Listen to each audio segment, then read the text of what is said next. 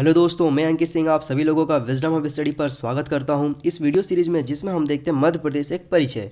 दोस्तों, इस वीडियो में हम क्या देखेंगे, तो इस वीडियो में हम जानेंगे मध्य प्रदेश के पुरातात्विक स्थल के बारे में, मध्य प्रदेश के प्रमुख संग्रहालय के बारे में जानेंगे हम, मध्य प्रदेश के प्रमुख जनपद, प्राचीन जनपद जो रहे हैं उनके बारे में हम इस वीडियो में देखेंगे। फिर मध्य प्रदेश के प्रमुख नगरों के पूर्वकालीन नाम क्या थे, ये हम देखेंगे इस वीडियो में।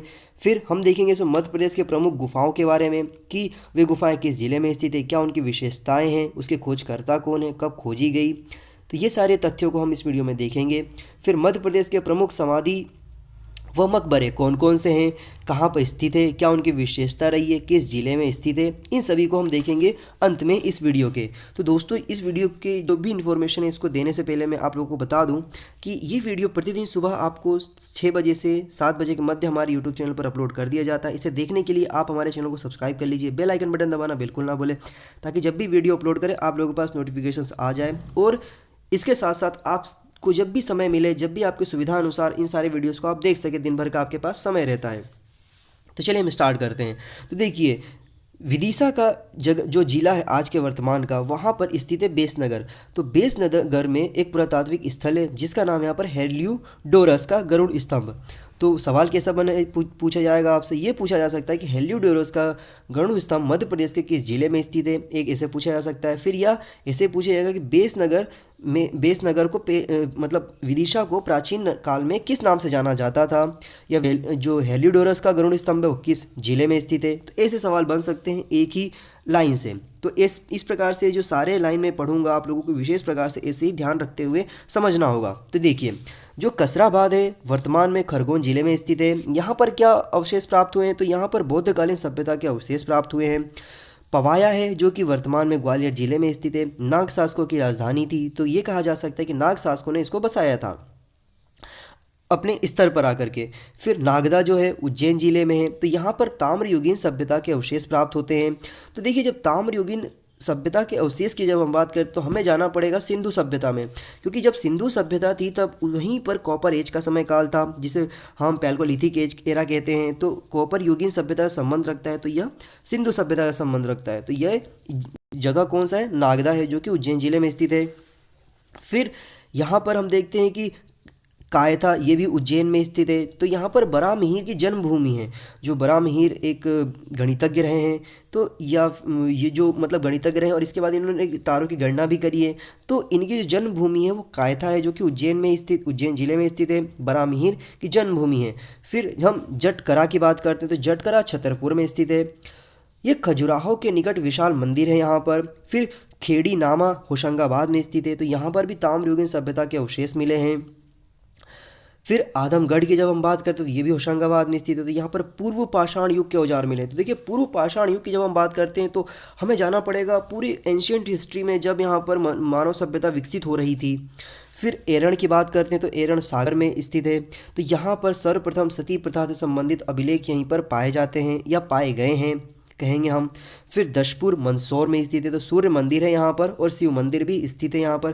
तो ये सवाल हमेशा पूछा गया है और कई बार लोग कंफ्यूज भी हुए कि सूर्य मंदिर कहाँ पर स्थित है। तो मोस्टली सबको पता है कि कोणार्क में स्थित है, लेकिन मध्य प्रदेश के परिप्रेक्ष्य में यदि पूछा जाए आपसे तो आपको यहाँ पर मंदसौर लगाना है और उसका दशपुर जगह। भीमबेटिका कहाँ स्थित है, तो भीमबेटिका जो है रायसेन में स्थित है। 500 से अधिक यहाँ पर गुफाएं चित्रित की गई है, जो कि यहाँ पर इसे रॉक शेल्टर के नाम से जाना जाता है और यह यूनेस्को वर्ल्ड हेरिटेज साइट है। तो आप लोग मुझे दोस्तों एक सवाल का जवाब देंगे जो कि मैं पूछूंगा आपसे यहीं पर, कि यूनेस्को वर्ल्ड हेरिटेज साइट को मतलब यहाँ पर भीमबेटिका को यूनेस्को वर्ल्ड हेरिटेज साइट कब घोषित किया गया था, ये आप मुझे जवाब देंगे। फिर यहाँ पर त्रिपुरी जो है वो जबलपुर में स्थित है, जहाँ पर कलचुरी राजाओं की राजधानी थी। और ये दोस्तों यही वह त्रिपुरी जगह है जहाँ पर सुभाष चंद्र बोस और गांधी जी के बीच मतभेद हुआ था, ये वही त्रिपुरी जगह है। फिर यहाँ पर महेश्वर की जब हम बात करते हैं खरगोन में स्थित है। ये ताम्र पाषाण युगीन सभ्यता के अवशेष मिले हैं, मतलब फिर से हम जाएंगे पैल्कोलिथिक एरा में। फिर नवटा टोली जिसे खरगोन में स्थित है, यहाँ पर भी ताम्र पाषाण युगीन सभ्यता के अवशेष मिले हैं। तो ये कुछ विशेष फैक्ट थे दोस्तों जिसे आपको याद रखना है। फिर अब हम बात करते हैं कि मध्य प्रदेश के प्रमुख संग्रहालय। तो देखिए, मध्य प्रदेश में बहुत सारे संग्रहालय स्थित हैं। तो इन संग्रहालय में कौन कौन से संग्रहालय विशेष है ये मैंने यहाँ पर मेंशन करने की कोशिश करी है, और आप लोग इसको बाकायदा विशेष प्रकार से याद रखने की कोशिश करिएगा, ताकि जब भी इस प्रकार से संबंधित सवाल बने आप लोगों से हो जाए। तो देखिए, मध्य प्रदेश राज्य का जो मध्य प्रदेश राज्य का संग्रहालय है, मतलब स्टेट म्यूजियम की जब हम बात करते हैं, ये कहाँ पर स्थित है? तो यह स्थित है भोपाल में। इसका जो प्राचीन नाम था वो था एडवर्ड म्यूजियम। फिर केंद्रीय पुरातत्व संग्रहालय कहाँ पर है, मतलब सेंट्रल गवर्नमेंट की द्वारा बनाई गई जो म्यूजियम है वो कहाँ है? तो वह इंदौर में स्थित है। इंदिरा गांधी मानव संग्रहालय कहाँ स्थित है? तो ये भोपाल में। दोस्तों, ये जो है ना इंदिरा गांधी मानव संग्रहालय, ये भारतवर्ष में एक है।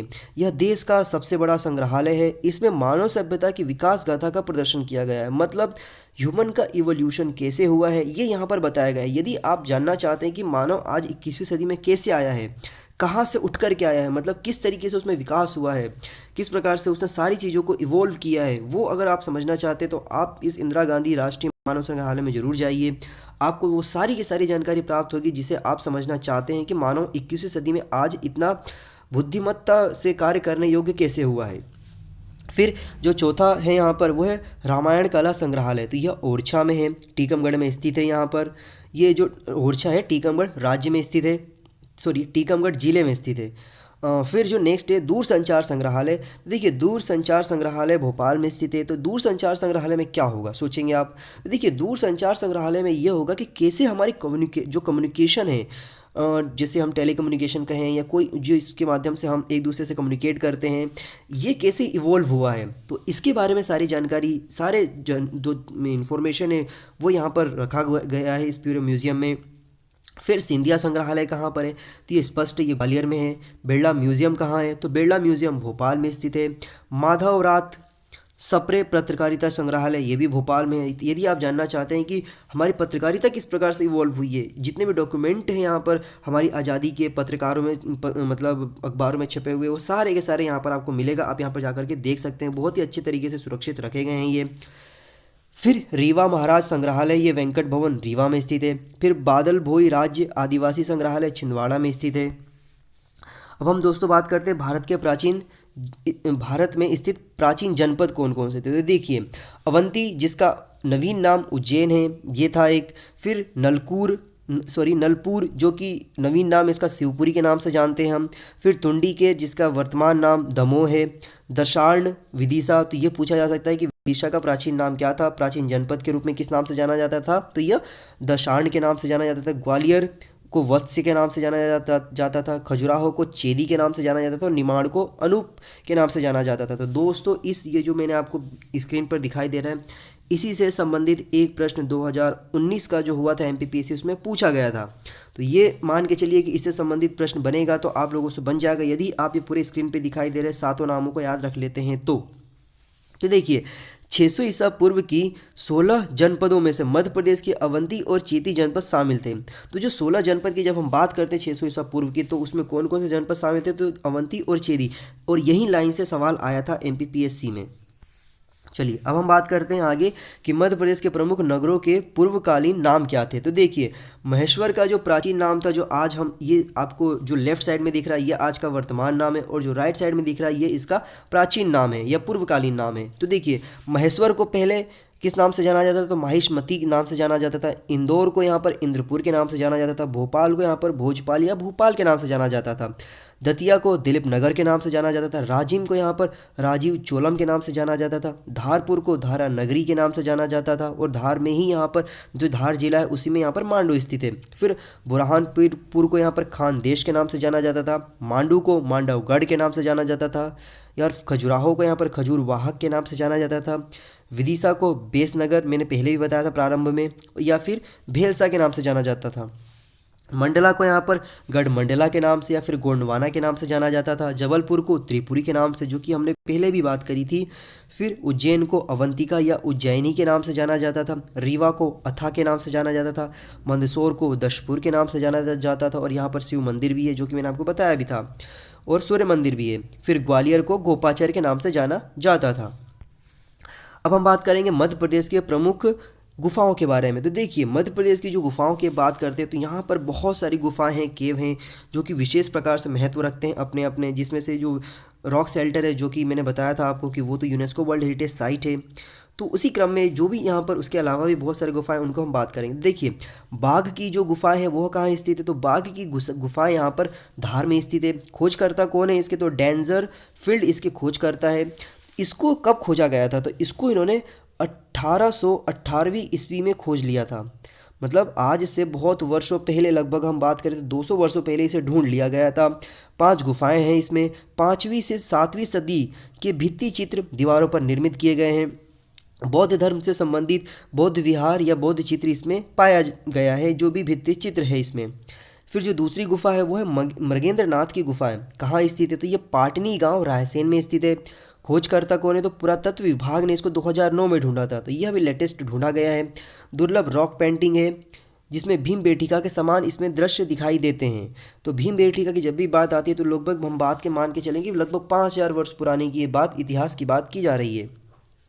हम बात करते हैं अब तीसरा भीम बेटिका की गुफाएं। तो देखिए भीम बेटिका की जो गुफाएं हैं वो अबेदुल्लागंज के निकट है और यह रायसेन जिले में आता है। दोस्तों यहाँ पर बहुत कन्फ्यूज़न होता है, बहुत सारे लोगों में जिनको जानकारी स्पष्ट नहीं होती है कि भीम बेटिका भोपाल में स्थित है या कहाँ स्थित है। तो मोस्टली लोग यहाँ पर भोपाल लगा देते हैं, लेकिन आपको ध्यान रखना है कि जो भीम बेटिका की गुफाएँ हैं वो भोपाल में नहीं स्थित है, यह रायसेन जिले में ओबेदुल्लागंज एक जगह है, विशेष जगह है वहाँ, जो कि मंडीदीप के पास आता है। मंडीदीप एक औद्योगिक जगह है, तो उसी के निकट यह स्थित है। इसके खोजकर्ता कौन है, तो इसके खोजकर्ता है वाकणकर। वाकणकर इसके खोजकर्ता है और विश्व का सबसे बड़ा गुफा है समूह है ये। और 2009 में इसे 2009 में इसे यूनेस्को वर्ल्ड हेरिटेज साइट के रूप में इसे घोषित किया गया। फिर यहाँ पर आता है भृतहरि की गुफाएं। तो देखिए भृतहरि की जो गुफाएं हैं वो उज्जैन में स्थित है। 11वीं शताब्दी में परमार वंश के राजाओं द्वारा इसे निर्मित किया गया था। इस गुफा के सभी चित्र रंगीन हैं, ये आपको याद रखना। यदि पूछा जाए कि 4 ऑप्शन दे दिया गया उसमें और आपसे पूछा जाए कि किस गुफा की सभी चित्र रंगीन हैं, तो यहाँ पर आपको आंसर लगाना होगा भृतहरि की गुफाएं। फिर उदयगिरी की गुफाएं की बात की जाए तो ये विदिशा में स्थित है। इसका संबंध गुप्त काल से है और इसमें कुल 20 गुफाएं हैं। गुफा 1 से लेकर के गुफा 20 जो है यहाँ पर जैन धर्म से संबंधित है, लेकिन यहाँ पर जो गुफा 5 से लेकर के 12 तक विशाल प्रतिमा है। यहाँ पर गुफा 5 में यहाँ पर 12 की या बराह कह सकते हैं कि विशाल प्रतिमा है, और 1 से लेकर के 20 तक संबंध जो है यहाँ पर किससे है, यहाँ पर जैन धर्म से है। तो देखिए यहाँ पर 1 और 20 का तो जैन धर्म से संबंधित है, बाकी का यहाँ पर अन्य धर्मों से संबंध रखता है। और दोस्तों ये जो उदयगिरी की गुफा है ना, ये मध्य प्रदेश के साथ साथ उड़ीसा में भी स्थित है। तो आपको ध्यान रखना होगा जब यहाँ पर बात की जाए तो जैन से संबंधित बात की जाए तो यहाँ पर उदयगिरी है, और जब विदिशा की बात की जा रही है, अन्य की बात की जाए तो यहाँ पर आपको सोचना पड़ेगा कि ये उड़ीसा में भी स्थित है। चलिए अब हम बात करते हैं मारा की गुफाएं। तो मारा की गुफाएं सिंगरौली में स्थित है, बौद्धकालीन गुफाएं हैं ये। फिर पांडव की गुफा है यहाँ पर जो कि पंचमढ़ी में स्थित है। शंकराचार्य की गुफा है जो कि ओमकारेश्वर खंडवा में स्थित है। शंकराचार्य ने शिव की आराधना की थी। फिर कबरा की गुफाएं हैं जो कि राजगढ़ में स्थित है। 5वीं शताब्दी के आखेट चित्र यहाँ पर प्रदर्शित किए गए हैं। फिर बिलौला की गुफाएं हैं जो कि ग्वालियर में स्थित है। तो 11वीं 12वीं शताब्दी के यहाँ पर शैलकृत्य शिव प्रतिमा यहाँ पर पाए गए हैं। फिर आदमगढ़ की गुफाएं हैं जो कि होशंगाबाद में स्थित है। खोज करते हैं इसके जॉन एन गुप्ता है। विश्व के पशुपालन के प्राचीनतम साक्ष्य यहीं मिलते हैं, क्योंकि यहाँ पर जो दृश्य है आप देखेंगे दीवारों पर ऐसे बहुत सारी दृश्य दिखाए गए हैं, बनाए गए हैं, जो कि पशुपालन के कुछ साक्ष्य दिखाते हैं। दोस्तों अब हम बात करते हैं मध्य प्रदेश के प्रमुख समाधि व मकबरे। इससे संबंधित भी एक ना एक सवाल हमेशा बनता रहता है, तो ये भी आपके लिए बहुत विशेष है। देखिए पेशवा बाजीराव का मकबरा कहाँ पर है, तो पेशवा बाजीराव का मकबरा खरगोन में स्थित है। होशंग शाह का मकबरा मांडू में स्थित है। होशंग शाह का मकबरा भारत में पहली संगमरमर की इमारत के द्वारा बनाई गई थी, मतलब संगमरमर से बनी हुई इमारत है ये। तानसेन का मकबरा ग्वालियर में है। 55 वर्ग मीटर में फैला प्रदेश का सबसे बड़ा मकबरा जो है वह तानसेन का मकबरा है। तो आपसे पूछा गया कि प्रदेश का सबसे बड़ा मकबरा किसका है, तो तानसेन का है। क्या क्षेत्र है उसका, तो 55 वर्ग मीटर है। कहाँ स्थित है, तो ग्वालियर में स्थित है। इस प्रकार से सवाल बन सकते हैं एक ही पॉइंट से। फिर गौस मोहम्मद का मकबरा ग्वालियर में है। ये तानसेन के गुरु थे गौस मोहम्मद, ये भी आपको याद रखना है। रानी दुर्गावती की समाधि कहाँ पर है, तो बलेरा ग्राम जबलपुर में है।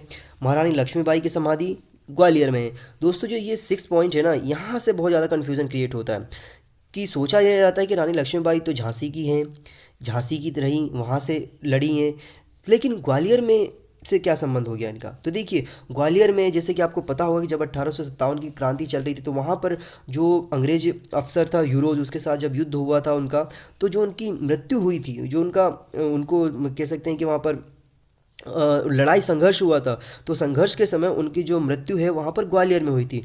तो ग्वालियर में हुए तो इसी वजह से वहाँ पर उनका जो समाधि स्थल है ग्वालियर में बनाया गया है।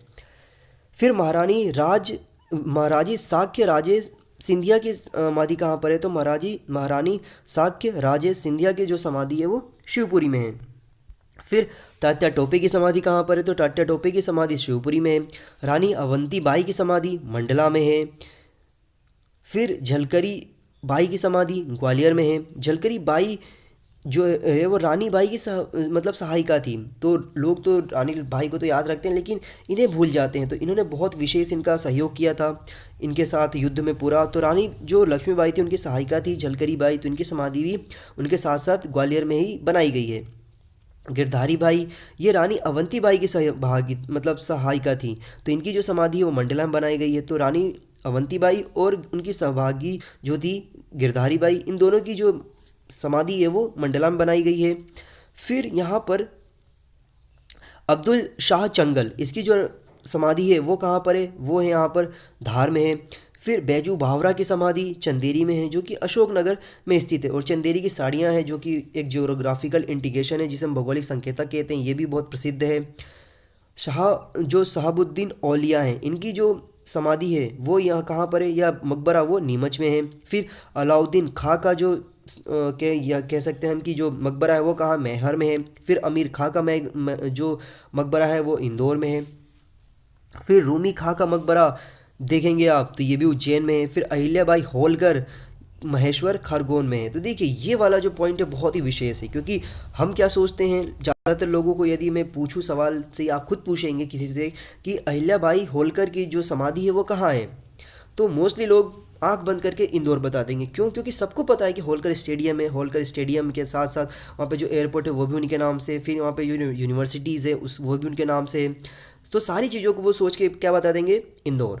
लेकिन आपको सोचना होगा कि जो अहिल्याबाई होलकर की जो समाधि है स्थल है वो इंदौर नहीं है, वो महेश्वर में है जो कि खरगोन में स्थित है, खरगोन जिले में आता है। फिर पंडित रविशंकर शुक्ल, इनकी कह सकते हैं समाधि स्थल कहाँ पर है, तो ये सागर विश्वविद्यालय परिसर में है, जो कि जो सागर विश्वविद्यालय परिसर है डॉक्टर हरि सिंह गौड़ यूनिवर्सिटी के नाम से भी जाना जाता है उसको। फिर डॉक्टर हरि सिंह गौड़ जो कि नाम आ भी गया आपके सामने, ये सागर विश्वविद्यालय परिसर में स्थित है। फिर राजा छत्रसाल की समाधि कहाँ है, तो ये ओरछा में स्थित है जो कि टीकमगढ़ जिले में आता है। फिर नवाब हसन सिद्दीकी, तो नवाब हसन सिद्दीकी की जो समाधि है वो कहाँ स्थित है, तो भोपाल में स्थित है। तो दोस्तों इस प्रकार से मैंने आप लोगों को ये जो भी विशेष फैक्ट थे मैंने आपको देने की कोशिश करी है। आई होप, मुझे उम्मीद है कि आप लोगों को ये सारी इन्फॉर्मेशन बहुत फ़ायदेमंद साबित होंगी आपके एग्ज़ाम को लेकर के, अपकमिंग जो भी एग्जामिनेशन हैं।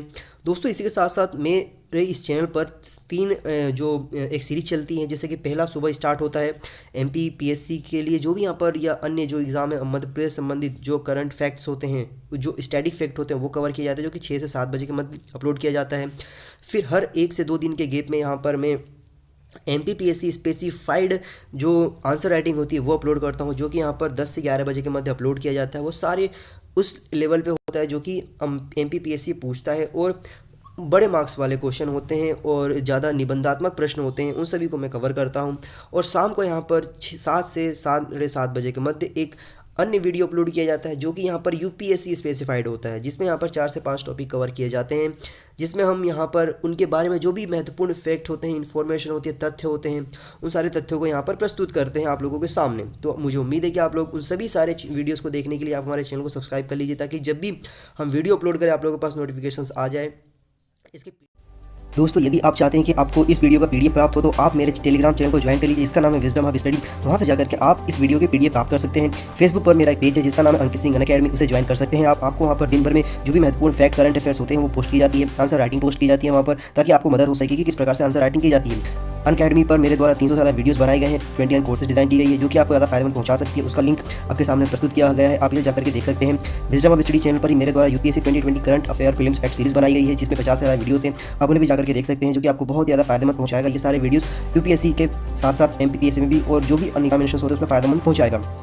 दोस्तों ये जो आपका एमपी एक परिचय नाम से जो कोर्स मैं चला रहा हूँ, इसमें आप प्रतिदिन इस वीडियो को शाम को 6 से 6:30 बजे के मध्य प्राप्त कर सकते हैं हमारे विजडम हब स्टडी चैनल पर। जिसके लिए आपको करना है बस ये कि हमारे चैनल को सब्सक्राइब कर लिए, बेल आइकन बटन दबा दीजिए ताकि जब भी मैं वीडियो अपलोड करूँ 6 से 6:30 बजे के मध्य आपके पास नोटिफिकेशन आ जाए और आप तुरंत ही इस वीडियो को देख सकें। दोस्तों ये जो वीडियो है इसे अपने पास ही ना रखें, दोस्तों के साथ शेयर करिए और जहाँ भी जरूरत पड़े आपको जो भी डाउट होता है कमेंट सेक्शन में पूछ सकते हैं। हम कोशिश करेंगे आपके साथ कि 24 घंटे के अंतर्गत रिप्लाई दें और आपको संतुष्ट करें। फिर से मुलाकात होगी एक नई वीडियो के साथ, एक नई जानकारी के साथ। Have a good day. जय हिंद, जय भारत।